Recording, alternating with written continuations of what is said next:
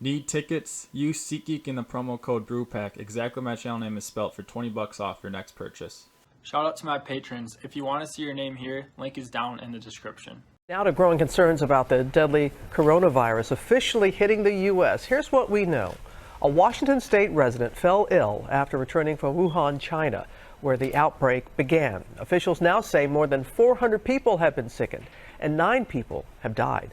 And of course, we're going to start off today with the latest on the coronavirus outbreak. Here are the numbers you need to know. More than 500 cases have been reported in the U.S. New York is now under a state of emergency with more than 100 cases. And Washington, D.C. reported its first cases. So at least 24 people have died from the virus nationwide. The novel coronavirus is spreading quickly, and that's making it even more challenging to slow it down. The most recent report shows 113,000 cases around the globe. That's about twice as many as there were less than a month ago. Now to some hard-hit countries, well, they're taking some even more extreme measures to keep people safe, absolutely canceling large public events. But then when it comes to sporting events, the game is going on, but no fans are being allowed in. Our James Longman in London with us. This is really fascinating to see a sporting event take place in front of an empty stadium. Take a look.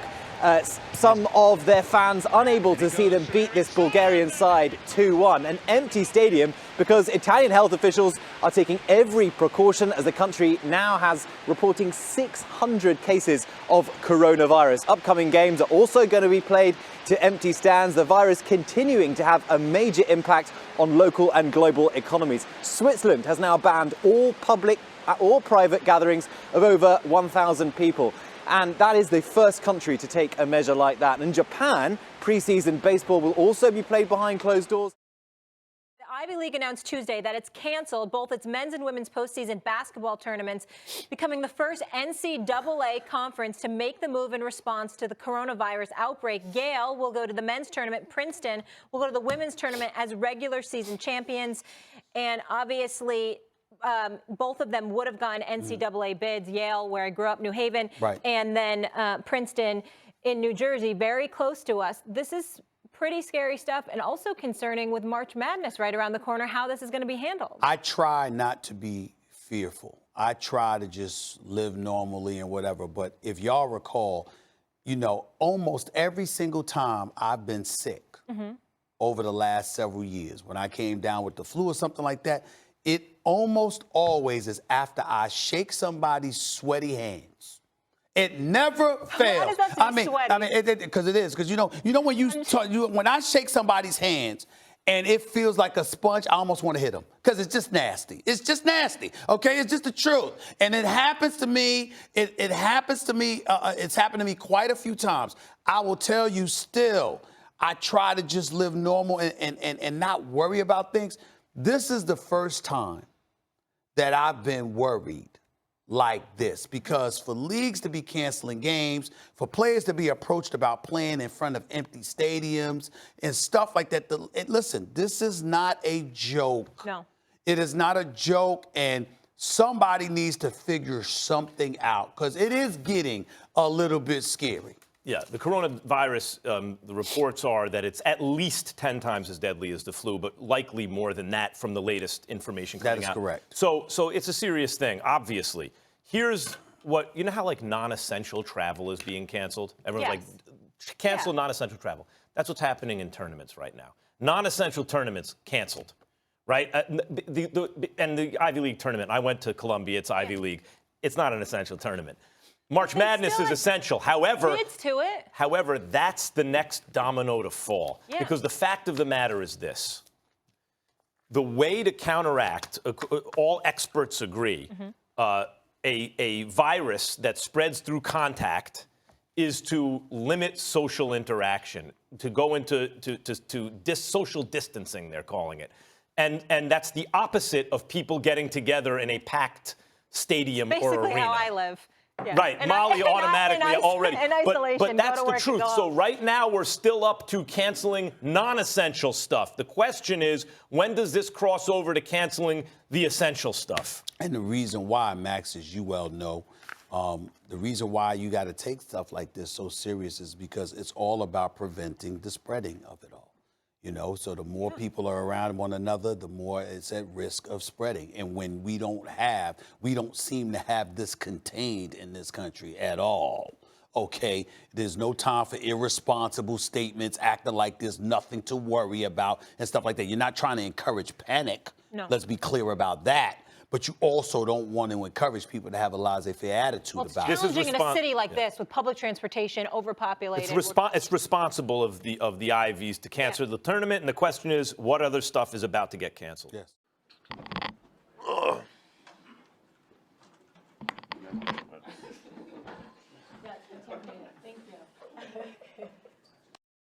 Michael, we don't know what they're talking about. No, not at all. But clearly, game right now is a little bit of a delay. And you see the teams heading back to the locker room. The officials now going over to the scores table. Players went through starting lineups. Both teams, all 10 starters came out. And then the players, coaches, referees conferred and went back into the locker room.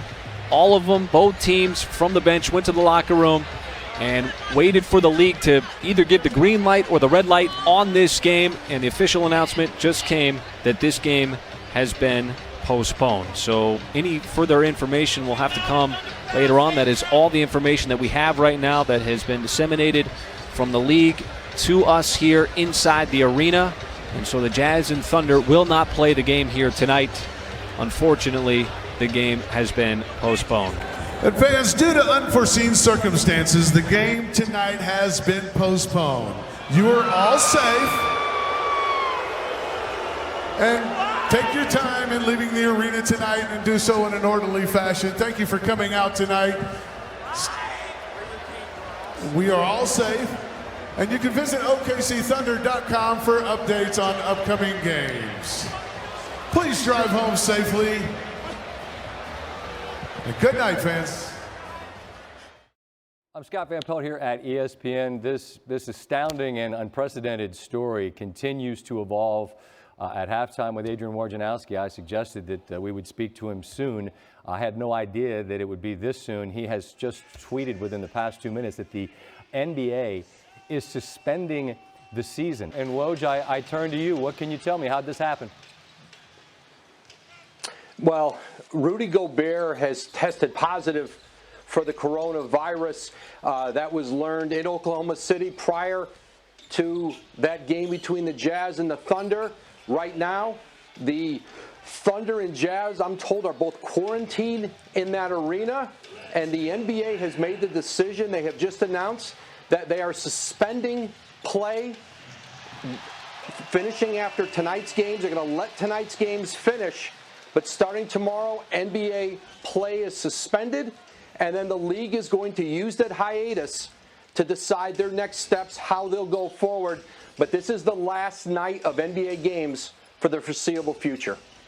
And Woj, again, just for those that perhaps are just joining us, just to give a Cliff's Notes of what happened tonight in Oklahoma City, the Thunder and the Jazz were on the floor, as Royce Young had reported. They were moments away from tip-off. Thunder doctor came sprinting from the locker room. If we're connecting the dots, perhaps they only learned then that Gobert had tested positive. Is that what caused the game to be suspended? I'm sorry to put you in a position to talk about something I don't know if you know about, but is that a reasonable summation?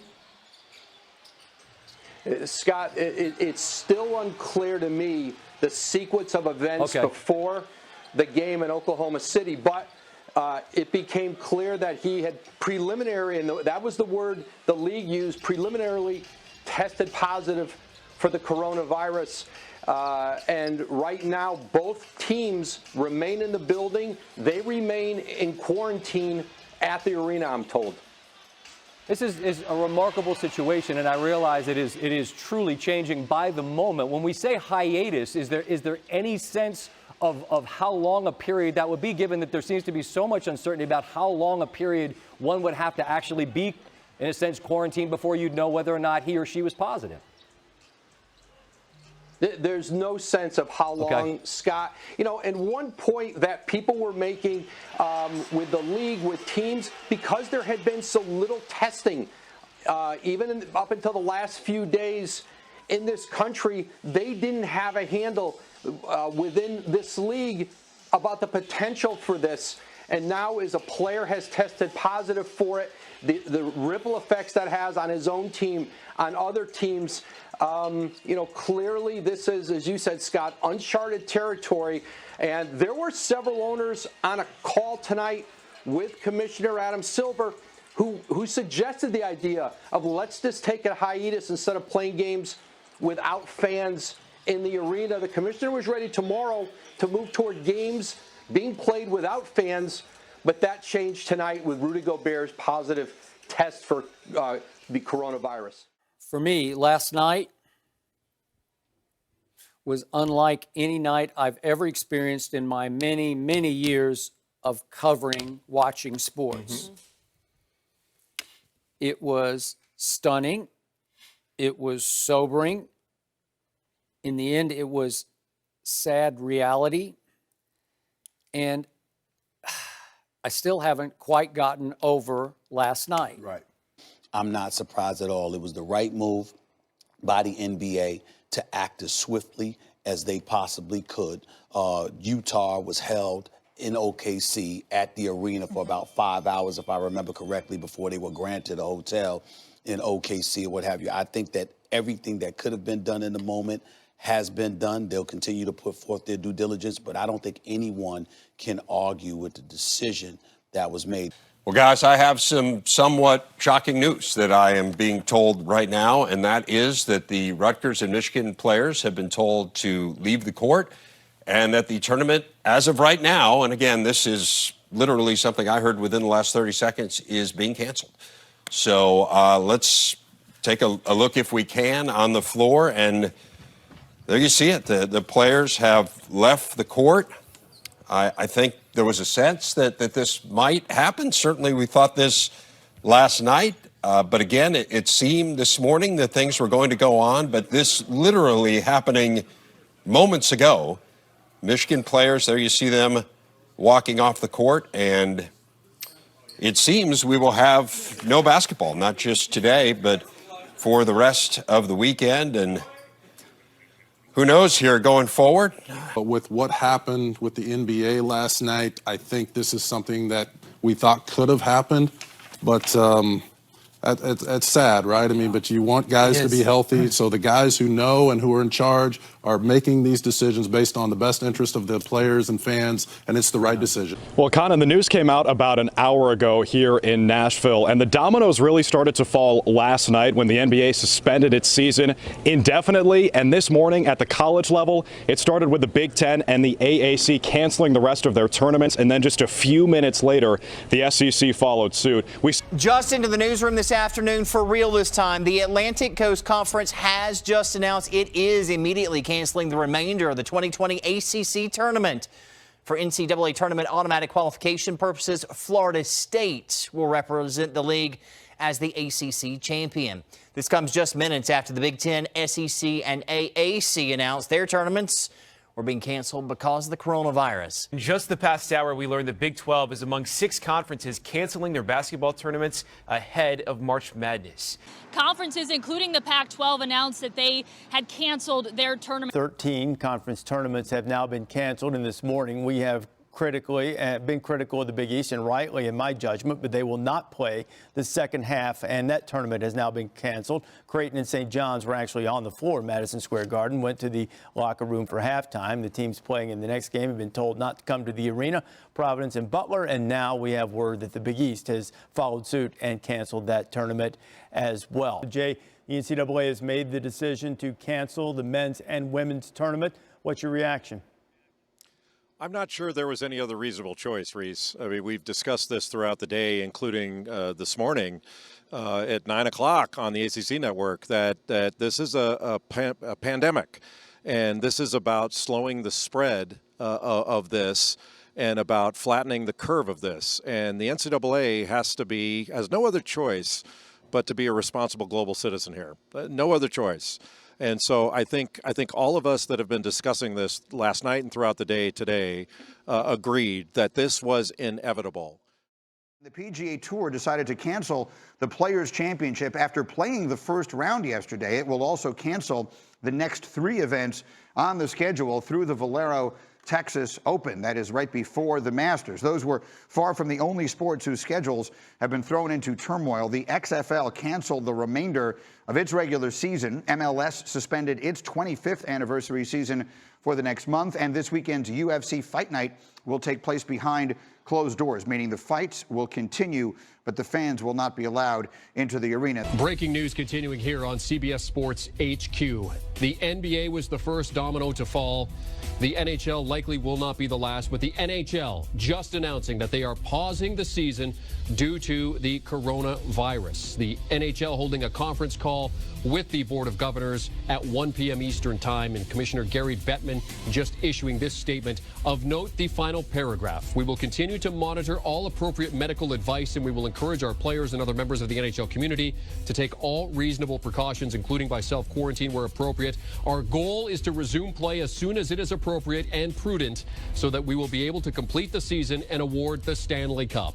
Until then, we thank NHL fans for your patience and hope that you stay healthy. Welcome, everyone, inside Studio 3 for this MLB Tonight special report. We have breaking news. It's Greg Amsinger and Tom Verducci live with you. The coronavirus pandemic is forcing Major League Baseball to alter its schedule.